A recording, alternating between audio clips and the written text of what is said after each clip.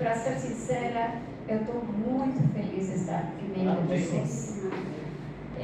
Seu rosto se me faz familiar a cada sábado e eu venho muito entusiasta caminhando, porque eu moro aqui pertinho, e muito feliz de querer ver novamente rostos conhecidos. Então, penso que daqui a pouco, se fica um pouco mais de tempo, eu vou ter uma saudade de cada um de vocês. É muito bom estar na casa de Deus e com o povo de Deus. Amém. E nesta noite vamos a refletir um pouco acerca que todos nós temos uma missão sem fronteiras. A missão que o Senhor Jesus tem deixado para o povo de Deus não tem limites, não tem fronteiras, não tem idioma, não tem culturas. Que elas fazem diferença sim, mas elas não são uma barreira. Todas essas barreiras podem ser quebradas pela graça de Deus. Amém. E existe em nossa palavra, eu sei que é um tema ou uma história muito comum, muito conhecida, muitas vezes temos escutado, mas que sempre que alguém mais fala, não sei se acontece com vocês dizem, eu não vi desse lado. Eu nunca escutei desse lado, né? Da mesma história. Isso é o que a palavra de Deus tem poder, né? E para entrar nesta meditação, quero falar do contexto da história, antes de entrar na história mesma. No século IX a.C., acontecia que Israel e a Síria sempre estavam como inimigos, sempre em lutas, em guerras. E estas nações, Israel e Síria, eram vizinhas, só que a Síria era muito conhecida, que não só andava em conflito, sino que tinha um armamento militar e usavam coisas assim extremas. Eu não quero nem mencionar como eles eram, porque nosso pastor, por exemplo, nossa igreja em Dallas, ele é muito descritivo e conta as coisas e dá um arrepio, sabe? Como um ser humano pode ser tão sanguinário. E este povo, estes sírios eram assim, conhecidos por seus armamentos e por a maldade, né? Só que aconteceu que neste tempo, neste século,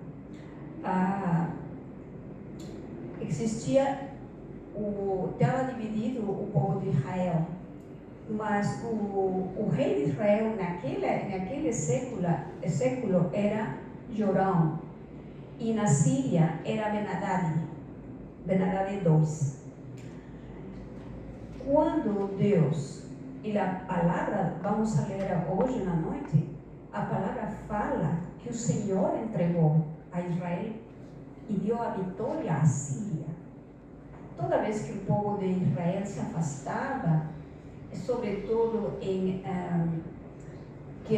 ia no extremo da idolatria e abandonava a Deus, o Senhor permitia que eram tomados, eram escravizados, né? Temos isso na Bíblia, conhecemos como Daniel, por exemplo. O tempo de Daniel era terrível. E então aconteceu isso mesmo, igual. A Síria tinha vencido por a mão de Deus. Então aí nós podemos ver que o Senhor atua a favor, tem vezes, do povo contrário, o povo inimigo, por alguma razão. E vamos ver a história quando se desenvolve aqui. O que aconteceu quando Deus permitiu que a Síria vencesse? Permitiu a seguinte história. Aqui surge, nesta situação, surge a história da menina cativa. Nós sabemos essa história desde crianças, né? Então, ela foi levada, tomada da terra de Israel e levada à Síria, né? Então, ela chegou à casa de um comandante dos sírios. E o nome dele, vocês sabem, é Naamã, né? E vamos agora às Escrituras, em 2 de Reis, capítulo 5, verso 1 e 2. Vamos ler, se alguém puder ler. Posso ler, irmão? Pode. Naamã, comandante do exército do rei de Síria, era grande homem diante do seu senhor, e de muito conceito, porque por meio dele o Senhor tinha dado a vitória à Síria. Ele era herói de guerra, porém sofria de lepra. Tropas saíram da Síria e da terra de Israel, levaram cativa uma menina, que ficou ao serviço da mulher de Naamã. Amém? Amém. Obrigado. Jesus mesmo menciona essa passagem e nos dá um pouquinho mais de informação.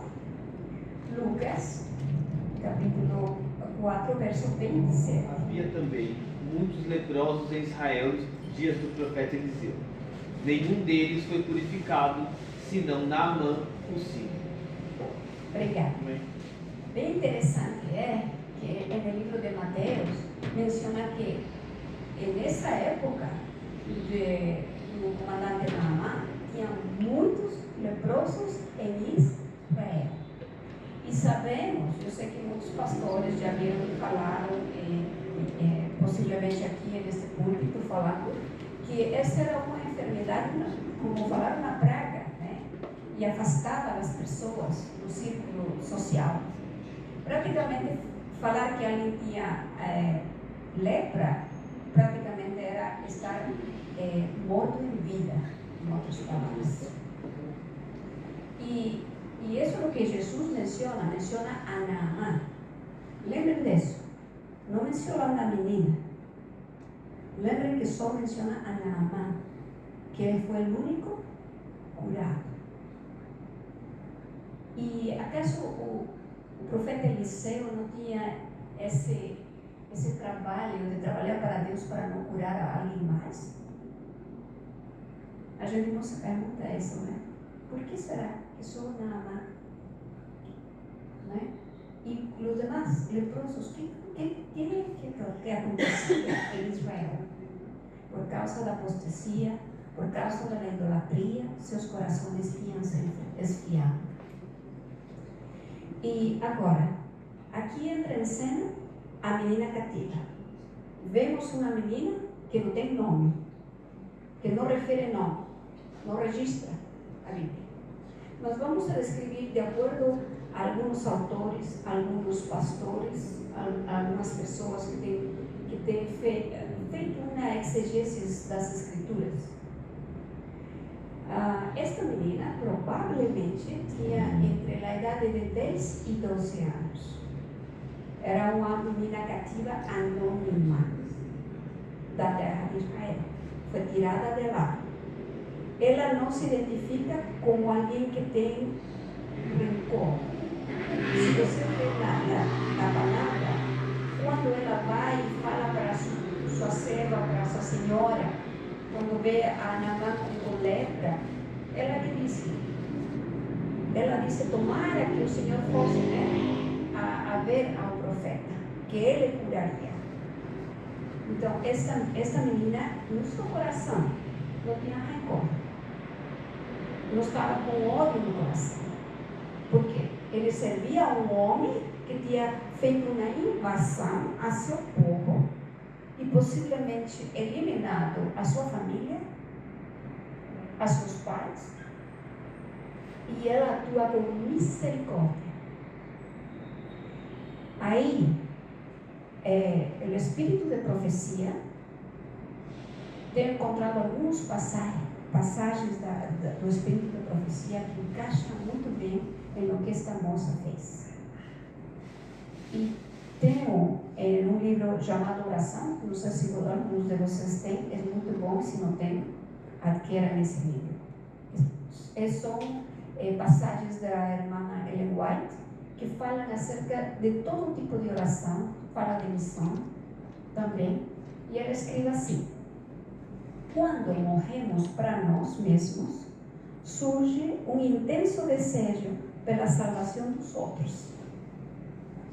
Um desejo que levará a esforços perseverantes para fazer o bem.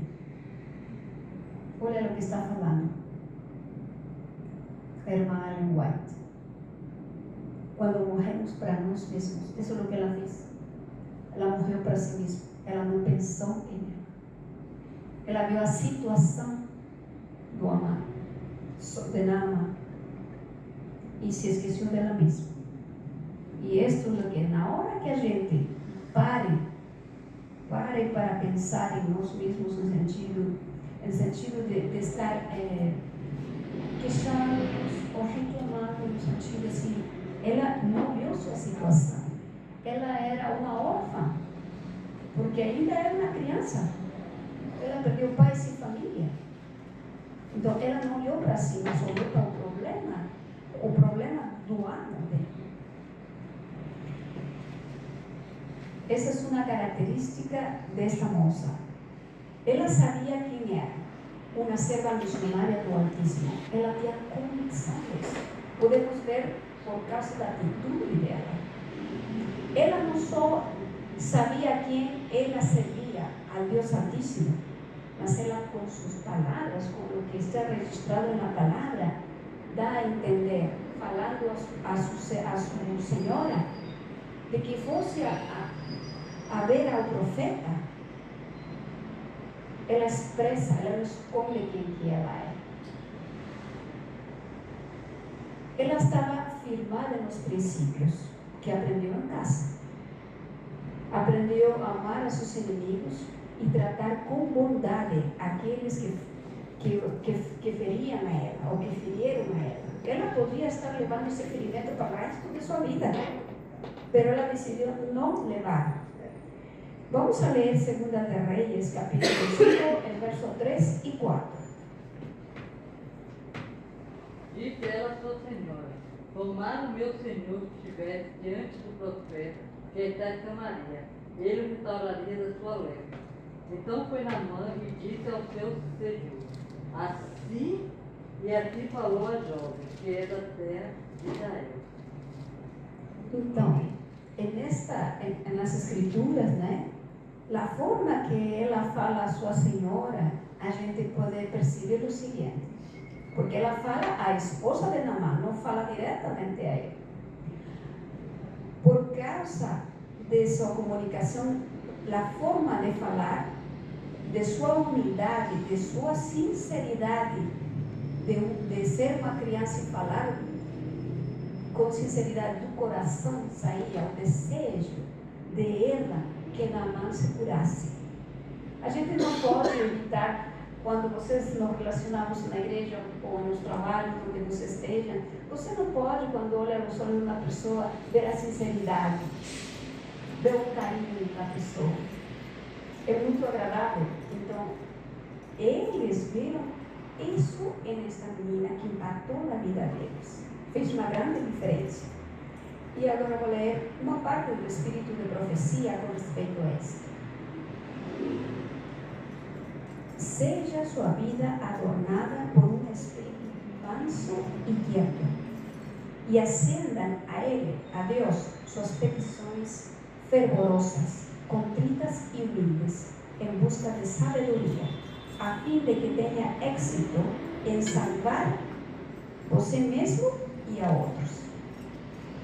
Isto está em Testemunhos, volume 1, página 446. E isso o que fala aqui? Que a gente tem que ser humilde, né? Humildes em busca de sabedoria, para que tenhamos êxito em quê? Em levar a salvação a outros, a mensagem de salvação a outros. E isso é o que esta menina teve, esta característica, e foi vista pelos seus anos. A menina cativa faz um contraste incrível com Naamã. Se a gente continua lendo os versos, a história toda que cada um de nós sabemos, percebemos que a menina tinha fé mais do que o comandante Naamã no profeta. Por quê? Porque ela possivelmente conhecia o profeta e viu todas as coisas que Deus fez através do profeta. E ela tinha a certeza absoluta que esse profeta, que Deus através do profeta curaria a seu Senhor. Agora, a fé da menina na probabilidade que seu Senhor seria curado era muito maior do que a fé do próprio comandante no profeta. Muito maior.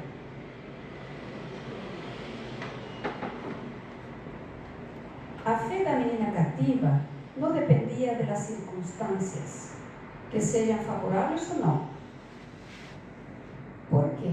Porque ela se encontrava em uma circunstância desfavorável. Ela estava aí de quê? A parte de estar cativa, sem seus pais, órfã. Era uma situação muito desfavorável para ela, mas ela não viu limites. Ela, o que aprendeu do amor de Deus em casa, passou as fronteiras. E ela se dispôs ao serviço. Então, seu espírito missionário compassivo foi além das fronteiras, além do seu próprio trauma. Porque a ansiedade não é tão pequenininha, mas você e eu acho que não temos a ideia do que é uma guerra, o que essa menina viu, matar a seu povo. Eu não tenho ideia, não vivi uma guerra. Graças a Deus que não vimos, mas deve ser muito traumatizante. E fica na mente e na história da pessoa. Por isso que muitos se traumatizam, ficam mal da cabeça. Nós sabemos disso, depois de uma guerra. Mas essa menina, incrivelmente usada por Deus, nada nem ninguém parou a ela de alcançar a seu Senhor. Ela não tinha todas as respostas para sua vida como uma pessoa cativa, mas ela se limitou a levar esperança a seus inimigos. Seu amo, seu Senhor, praticamente era inimigo de sua pátria dela. Era ou não era? Era. Mas ela não viu nenhum limite nisso. Não se limitou a ver a seu Senhor como se fosse inimigo. Ao contrário. Ela alcançou a Naamã. Não é? E o espírito de profecia, com respeito a isto, menciona o seguinte: os membros da igreja precisam tirar o foco de suas próprias preocupações superficiais para carregar o grande peso que é o interesse por quem está à beira da perdição. O que está falando ela aqui? Que nossa dificuldade é focarmos muito em nós mesmos, em nossas circunstâncias. E isso parece que nos paralisa e não nos deixa avançar. Isso é o que escreve em Mensagens Electos, página 244. Ela não viu sua circunstância. Ela não focou na desgraça de sua vida. E assim temos que avançar. Temos muitas pessoas a levar a mensagem, a resgatar. É um mundo que está caindo pelos 1000 pedaços. E é nossa responsabilidade fazer isso. Cristo está voltando e a gente sabe que estamos vendo sinais da volta de Cristo. Amém. Amém? Sim, irmão? Amém. Eu espero muito que Ele volte logo. Eu sei que seus corações, vocês também querem que o Senhor volte logo, mas nossas circunstâncias que não nos paralisem. É difícil, como foi para esta menina. Mas se nós não foquemos nas dificuldades, nos empecilhos que a vida nos traz. Todos nós, eu sempre falo, não tem um ser humano neste planeta que não tenha uma história difícil a contar, que não tenha uma experiência que quebra o coração. Não temos. Somos combatentes, somos combatientes en este mundo y vamos a salir feridos por causa do pecado. Não temos para onde correr. Nosso auxílio está acima. Amém. Esse é o único que pode fazer a diferença em nossas vidas, mas nós podemos fazer a diferença na vida das outras pessoas. Queridos, vivamos nele. Por que falo isso? Porque nossa mente, agora que temos celulares, temos muita comunicação, eu sei que vou falar algo que você sabe. Nossa mente, quanto mais se foca em ferimento, no passado, em as coisas que danificam, mais marcadas ficam e registradas ficam em nosso cérebro. E Deus nos quer libertar disso. Nos quer libertar. Ele quer que vivamos leve. Levemos as cargas, as dores, o coração quebrado em 1000 pedaços a Deus. E coloque em suas mãos e fale: Senhor, eu não consigo levar. Essa menina, vocês acham que foi fácil para ela? Não. Mas ela confiava, sabia em quem tinha crido. E nós temos que deixar isso nas mãos de Cristo. Amém. Ele faz a diferença em nossa mente e em nosso coração. Amém. E continuando acerca deste comandante, o comandante, não vamos a ler toda a história, mas você sabe que o comandante Naamã foi curado. Ele foi curado fisicamente e espiritualmente, né? Graças a quê? A intervenção de uma menina sem nome. Uma menina sem nome. Que não está em os registros canônicos. Ela não aparece como um personagem muito estudado. Ele não tem o nome de um livro. Ela não é famosa, conhecida como nome, não foi registrada por alguma razão. Parecerá que existem neste mundo heróis em todo lugar que nós não sabemos sua história, mas que fizeram uma grande diferença. Talvez não fizeram uma grande diferença a uma nação, ou a uma igreja, ou a uma comunidade, mas fizeram a diferença individualmente com pessoas. Todos nós temos a oportunidade de fazer o que ela fez. Levando esperança, escutando a uma pessoa. Vocês já perceberam que vivemos um mundo tão corrido que ninguém quer escutar ninguém? Ninguém quer escutar sua história?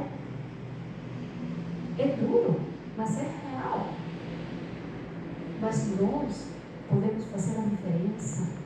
Não temos que encaixar-nos no mundo. Não devemos encaixar-nos no mundo. É o mundo em que vivemos, mesmo difícil, o Senhor colocou a nós para fazer a diferença, como essa menina. Então, essa menina não está nos livros canônicos da Bíblia, mas está registrado seu nome no livro da vida. Quando Jesus menciona, no livro de Mateus menciona que tinha muitos leprosos lá, não menciona o nome da menina, também não, sino do comandante Naamã. Ele ressalta nesta história.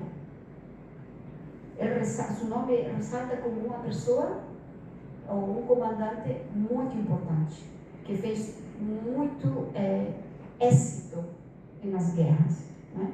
E a menina não. E assim vai acontecer com muitos de nós, queridos. Não esperamos o bate-palma. Há muitas coisas que podemos fazer no silêncio. Muitas coisas que podemos fazer a diferença onde a gente está. Dentro do seu lar tem diferenças. Tem oportunidade de você fazer essa diferença. Dentro de um trabalho, a mesma coisa. E eu escutei coisas lindas aqui. No pouco tempo que estamos vendo aqui, já escutei histórias incríveis. Né? Até eu pessoalmente me acercava e falava: olha, irmã, que coisa linda, que história maravilhosa. Fazendo a diferença isso. né? Então, por que dessa história? Por que toquei acerca dessa história? Porque você e eu, independente de seu nome, de sua origem, de sua história, ainda hoje, ainda em 2026, podemos fazer essa diferença tanto quanto como ela fez. As pessoas estão procurando a verdade para preencher o vazio que leva. A gente pode ver, perceber as pessoas, né? O coração que só Cristo pode preencher.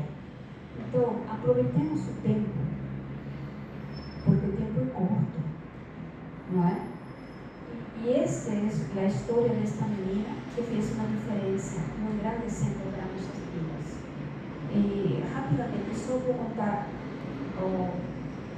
uma parte da história. Por que falo isso? Na igreja a gente está sentado, né? Mas você nunca sabe. Chegam pessoas, de um momento ao outro, entraram por curiosidade, ou entraram por qualquer coisa. Assim aconteceu na história de Dallas. Nós somos membros da Igreja Brasileira de Dallas e um dia apareceu um jovem, o nome dele é Reagan, parecido com o ex-presidente Ronald Reagan, e ele apareceu lá. O mais impressionante da história deste jovem foi o seguinte: ele chegou a uma igreja, ele de procedência hispana, sem falar português. Tinha escutado em telefone, o telefone toca hoje porque no Ministério de Oração, minha esposa e eu pertencemos ao Ministério de Oração, então estudamos todas as quartas-feiras em linha o Espírito de Profecia. E ele chegou aí sem referência nenhuma. Olha só, sem referência nenhuma. Ele chegou porque chegou e porque eu disse que você perguntava como? Você endoidou? Falava para ele mesmo. Alguém botou na tua cabeça entrar na igreja brasileira quando ele falava espanhol? E ele passou um tempo, ir, não ir, com vergonha, um jovem muito envergonhado, quase não falava. E aconteceu que nós, meu esposo e eu, pertencíamos a uma das classes de escola sabatina em português. Mas em nossa igreja tem uma classe de espanhol. Hay famílias hispanas em nossa igreja. E ele chegou um bom dia. E no dia que a gente, porque o professor da classe de espanhol sabe minha procedência, eu nasci no Peru, onde o pastor Julião nasceu. E me chamou e disse: irmã, venha à nossa classe, nos apoie em nossa classe. Então, conversando com minha esposa, a gente mudou. E quando mudou essa classe, este jovem sentou detrás de mim. E eu vi que era uma pessoa que eu não conhecia. E eu disse a ele, né? De onde você veio? De onde nos visita? Pensando que era alguém, né, das nossas igrejas. E ele falou seu nome. Eu falei: não, eu não sou. Ok, então bem-vindo, eu falei. E sentou aí, escutamos o sermão. E eu disse ao meu esposo: olha, eu vou chamar esse jovem para almoçar. Falei assim: o que você acha? Chama. Ele falou: chama. E a nossa igreja, quase todo sábado tem junta a panela, né? E a gente ficou aí, mas ele envergonhado. Com minha esposa não falava nada, porque não entendia português. Falava só comigo. E nesse vai e vem, queridos, um dia eu disse para ele: você quer estudo bíblico? Não gostaria de ter estudo bíblico? E ele disse sim. Ele disse: e quem daria esse estudo? Ele disse: eu posso dar. Nós podemos dar estudo bíblico. Aí ele disse: você?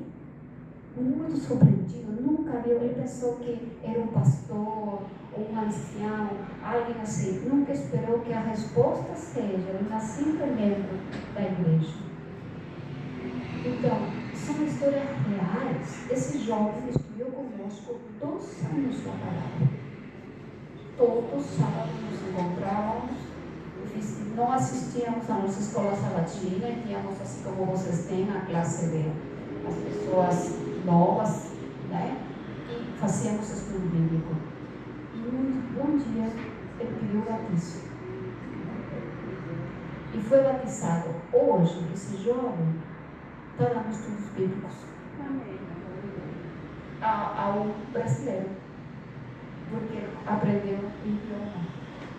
E para terminar, este jovem Brigger virou tão perto da gente, tão perto, que ele onde nos vê, as pessoas que não nos conhecem, porque nossa igreja é mais de 200 membros, é uma igreja grande, e as pessoas que não conhecem meu esposo e eu, pensam que é nosso filho, porque só queria sentar com a gente, para onde a gente foi, ele estava, ele não queria estar com os jovens, não queria a classe jovem, e era assim, a mim me preocupava. Eu dizia, não precisa. Eu falava, tem jovens, a gente mostrava que tinha grupos, né, que tinha as classes de jovens, para nada. E passou todo esse tempo do lado da gente, não queria se mover. Entrava no Ministério de Oração, é o único adolescente, chegou com a idade de 19 anos, hoje ele tem 21 anos de idade. E não falava quase. Também porque tinha vergonha de não entender, de não falar direito o português, tudo isso, nas limitações dele, né? Mas, e de tarde, sabe o que era? Tanto ficou perto da gente, que ele ia lá em casa, tomava café da manhã, pegava o nosso carro, íamos os três juntos, como se fosse um filho, e íamos à igreja. E passamos meses assim. E o sábado virou para ele nosso lar. Então, é uma forma de dizer, são maneiras diferentes que o Senhor coloca as pessoas no tempo certo, no momento certo. E sabe com que? Este ano, vimos em dezembro, chegamos em dezembro 16 de 2025 e vimos com ele, para que ele conheça o Brasil.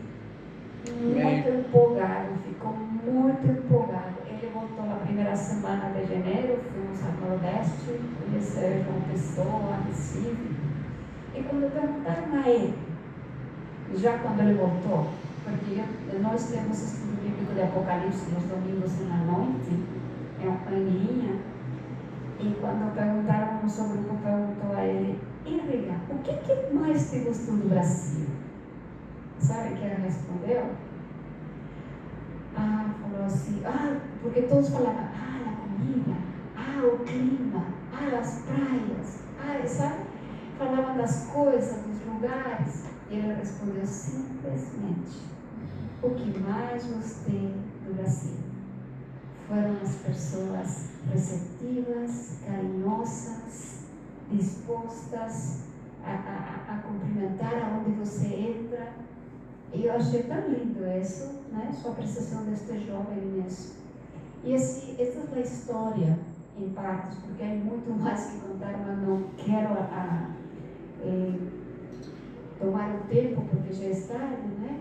Mas assim como alguém pode fazer a diferença na vida de um jovem, ou de qualquer outra pessoa, vamos a dispor nossa vida a serviço. Amém. Ao serviço de Deus, à causa de Deus. E graças a Deus que este jovem se batizou e hoje ele está no grupo pequeno, ele está em classe de jovem. Hoje não temos preocupação com ele de nada, porque ao começo estava tão grudado que eu me preocupava. Mas hoje não. Hoje ele é um missionário. Amém. E hoje, antes de vir, deixamos com muita tristeza, tínhamos começado estudos bíblicos mais ou menos um mês e meio com seus pais. E ainda não terminaram, mas vamos entrar em linha para continuar esses estudos pela graça de Deus. Amém. Amém. Vamos terminar com uma oração.